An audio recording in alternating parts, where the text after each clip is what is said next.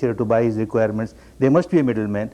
But this middleman, if he starts thinking that I am here to exploit and get money, then this rat race of money, money, money will make this person mad.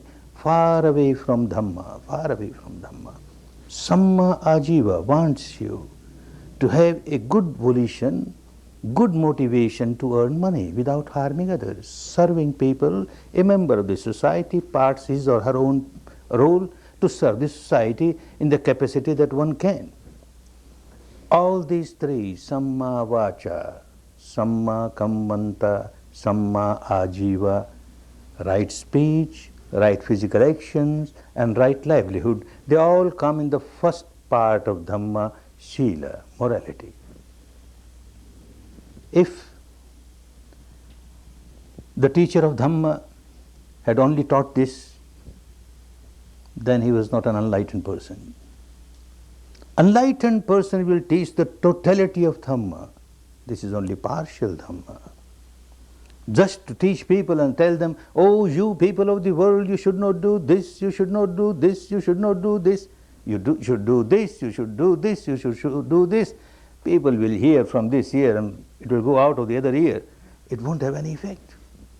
Because one knows very well that I should not do this, I should not do this, and yet one keeps on doing the same thing. A drunkard knows very well that it is not good for me. I must come out of this addiction. It is so bad. A gambler knows very well, I should not do this. And yet when the time comes, he forgets everything. He drinks, he gambles. Why? Because he has no control over the mind. He has no mastery over the mind. He is slave of his own mind. He is slave of his own behavior pattern deep inside. Dhamma is not complete just to give sermons like this. Just to talk of Shila doesn't help. So the next step, Samadhi, mastery over the mind. You have to learn how to become master of your own mind. You have to learn how to concentrate your mind and concentrate your mind with the wholesome base. Kusala chittasya ekaggata, the concentration of mind with the base of purity. This is Samadhi. Another three parts of Dhamma come under this division of Samadhi. Samma Vayamu, Samma Sati, Samma Samadhi, Samma Vayamu. Right type of efforts, right type of exercises. You have to take some exercises. When your body is weak, when your body is sick, unhealthy, so weak that you can't take even few steps, you keep on dangling here, dangling there. Somebody will ask you, advise you, take this exercise, make your muscles strong, make your body strong. Similarly, when the mind becomes weak, and all of you have noticed 2 days, working 2 days, what a sick mind you are carrying. What a weak mind you are carrying. Dangling here, dangling there. So infirm, so unstable. You have to do some exercises to make it stable, firm, strong, healthy, sound.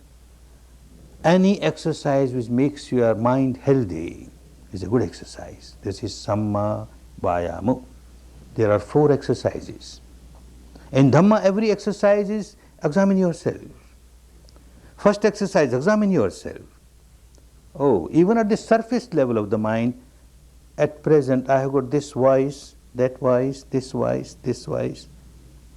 Get rid of them. Get rid of the voices which are there. First good exercise.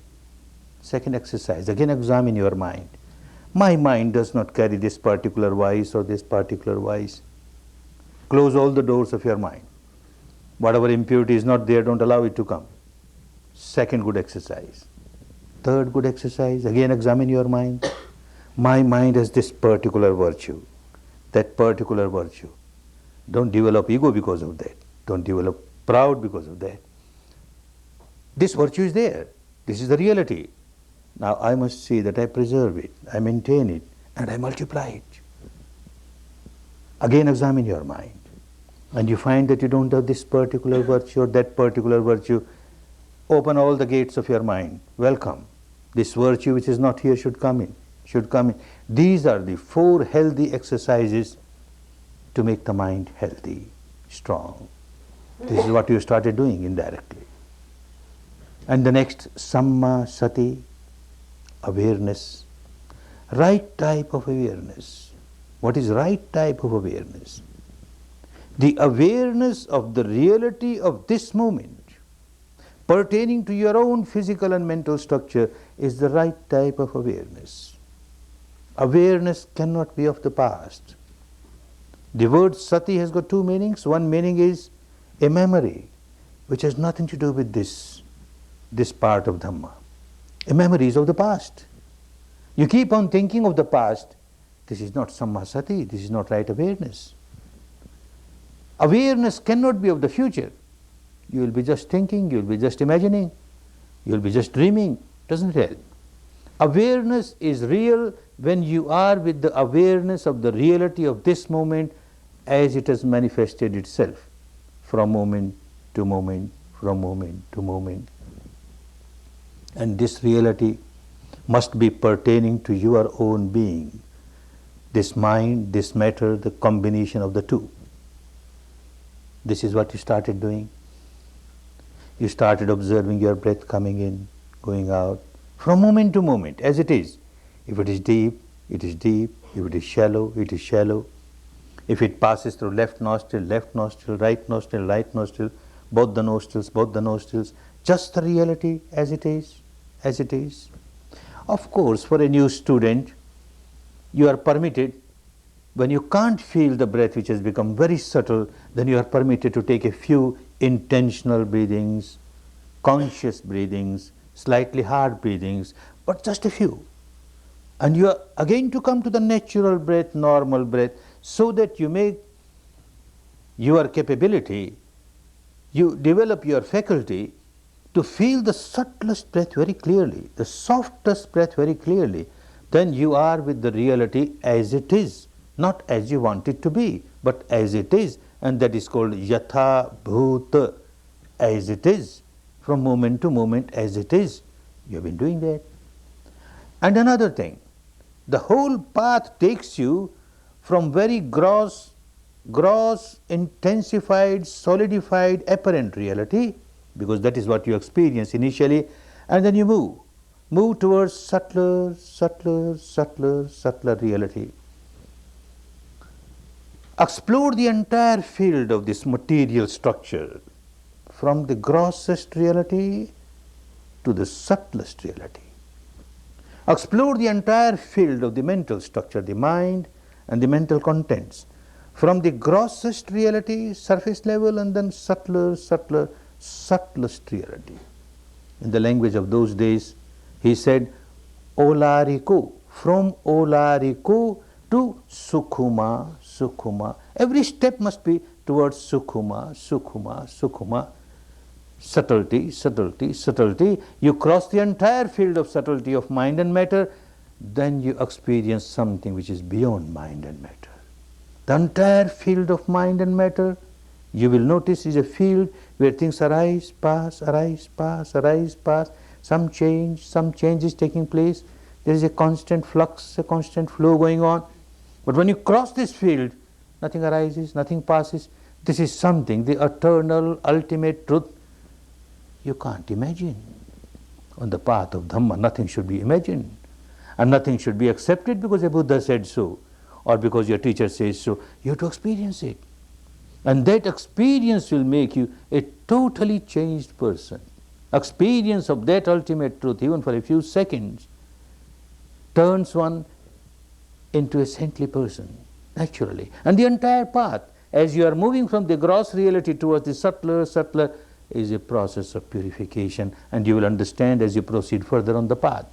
So one thing clear, that you are moving from the gross reality towards the subtle reality. But understand, you can't create subtle reality. You have to leave it to the Dhamma, you have to leave it to the nature, and nature will keep on working. So for you, whatever manifests itself, you are just aware of it. Initially you have to take few hard breaths, and you are aware of it. Then naturally the breath becomes subtler and subtler, softer and softer, finer and finer. You are aware of it. Now, today, whole day, you were aware of the touch of the breath within this limited area. You have chosen a small area. The Buddha wanted us to work with the small area because smaller the area, the subtler the mind is bound to become. More sensitive the mind is bound to become. Now small area, tomorrow, day after tomorrow you will have still smaller area. Now you work on the triangular area.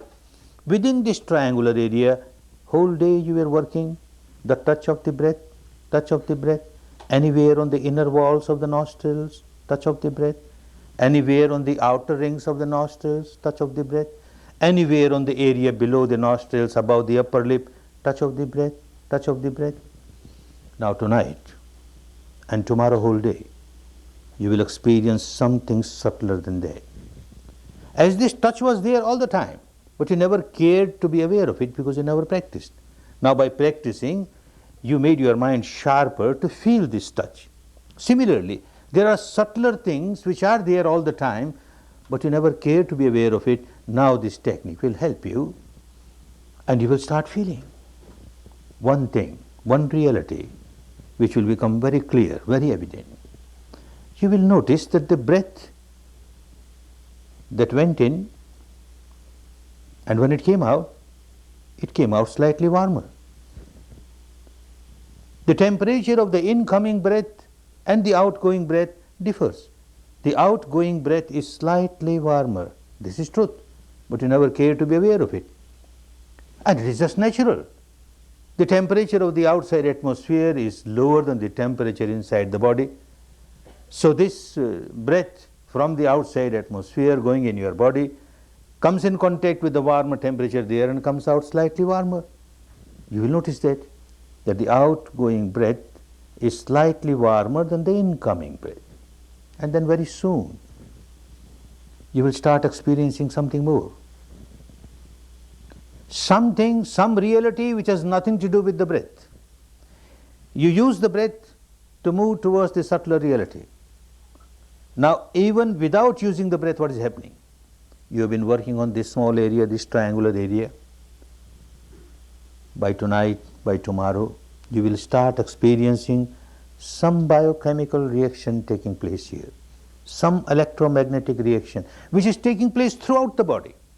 Throughout the physical structure, every moment there is some biochemical reaction or the other, some electromagnetic reaction or the other, and because of that, some sensation or the other. Throughout the body, wherever there is life, there is bound to be a sensation. Now in this area, you will start feeling some sensation. Not necessarily this particular sensation or that particular sensation. Any sensation that crops up. Maybe heat. You start feeling heat in this area. Within this area only. Heat, it can be body heat, it can be atmospheric heat. Heat, you just observe. There is heat at this moment, there is heat, that's all. Maybe cold, maybe perspiration, just observe, do nothing. Maybe an itching sensation, again just observe, an itching sensation. Don't react to it. An itching sensation, and you start reacting, you have started rubbing it or scratching it, then it is not sammasati. Sammasati is just observe, do nothing. Observe the reality which has manifested itself, and itching has started. Let me see how long it lasts. It becomes stronger, stronger, stronger, but ultimately passes away. No itching is eternal. It is not going to stay forever. Let me see how long it lasts. Any sensation, not going to last forever. It arises, sooner or later passes away. It arises, sooner or later passes away. And you are just a silent witness of things that are happening. Maybe itching, maybe a ticklish sensation, at times maybe a prickling sensation, at times maybe a throbbing sensation, a pulsing sensation, maybe a sensation of lightness, maybe a sensation of heaviness, maybe pressure, maybe tension, maybe strain, maybe even pain, maybe a sensation of expansion, contraction, maybe a sensation of numbness, maybe a sensation of dryness, maybe a sensation of moisture, anything. You can't choose sensations. It's a choiceless observation. Let the nature play its own role. Let Dhamma play its own role. From moment to moment, whatever manifests itself, this is the reality of this moment, and your job is just to accept it and observe it, without reacting to it. Just observe, just observe, just observe. Don't look for something which is not there. Otherwise you will get lost. Whatever comes up there, you accept it and observe it. Quite possible that you may feel a sensation which you cannot name or label. Not necessary to name or label. Even the sensations that you can name or label should not be named or labeled. No, something is happening and you are just observing it objectively without reacting to it. Our purpose is served. This is what the technique wants us to do. Just accept the reality of this moment as it is without reacting to it. So any sensation, maybe at times you don't feel any sensations. Sensation is there every moment on every little particle of the body. But your mind is very gross, so it can't feel subtle reality. So at times you don't feel anything within this limit. Then fall back to respiration. Your respiration all right.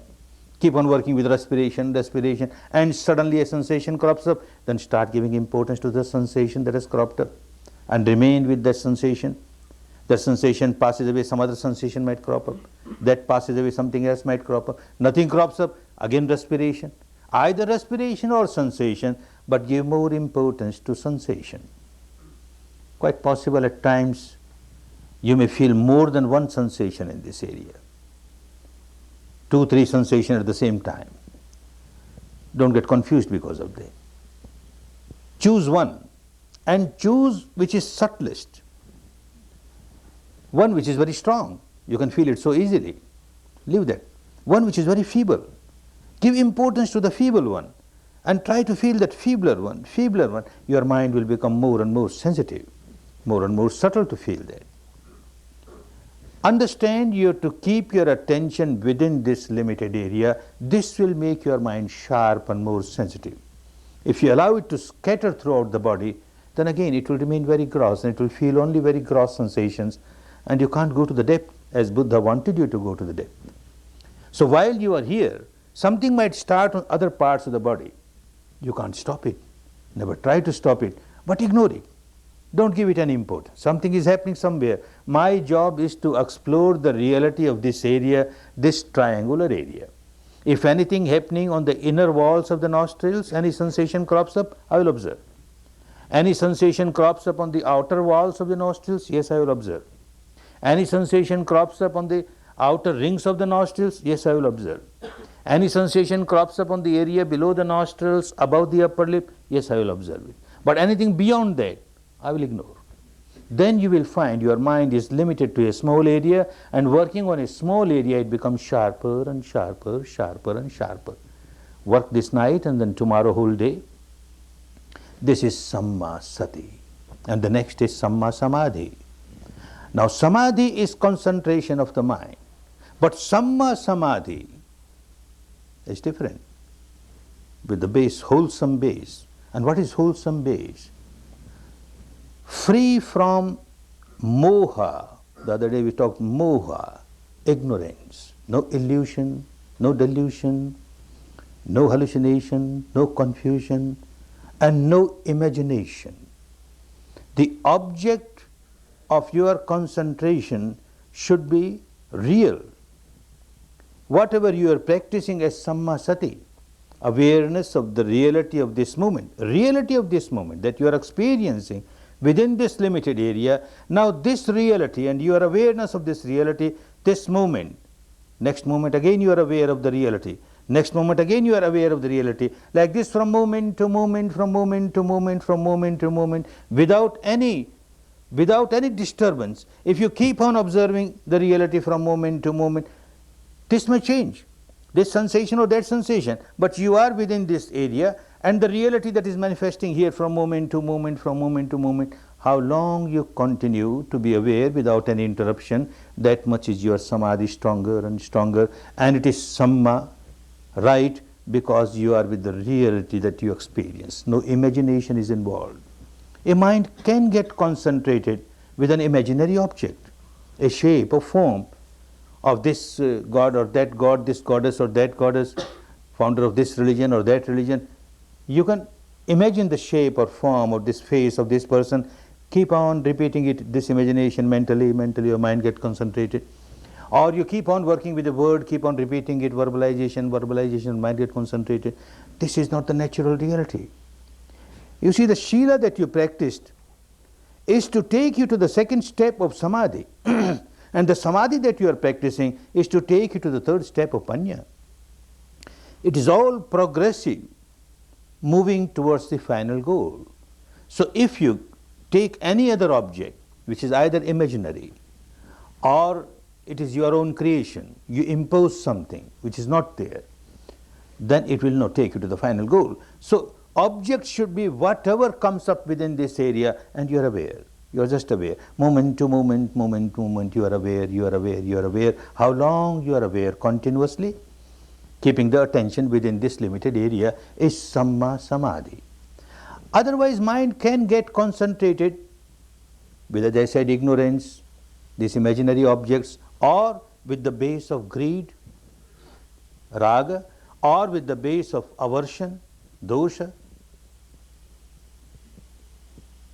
You would have seen a hunter fully concentrated on his double barrel gun, a prey coming and he will shoot and kill. Concentration is there, but this is not Samma Samadhi. A cat standing near the mouse hole, fully concentrated.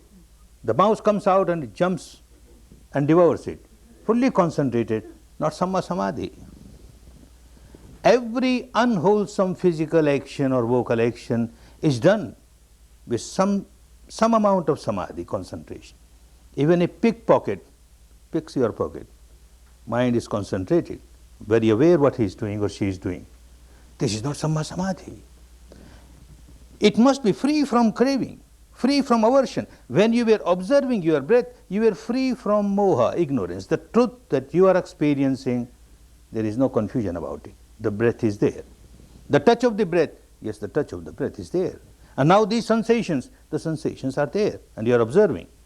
And you are not observing with craving or with aversion. As with the breath, there was no craving, no aversion. Similarly, with the touch, there was no craving, no aversion. Similarly, now the sensations that you experience here, no craving, no aversion. Things are just happening, and you are observing objectively.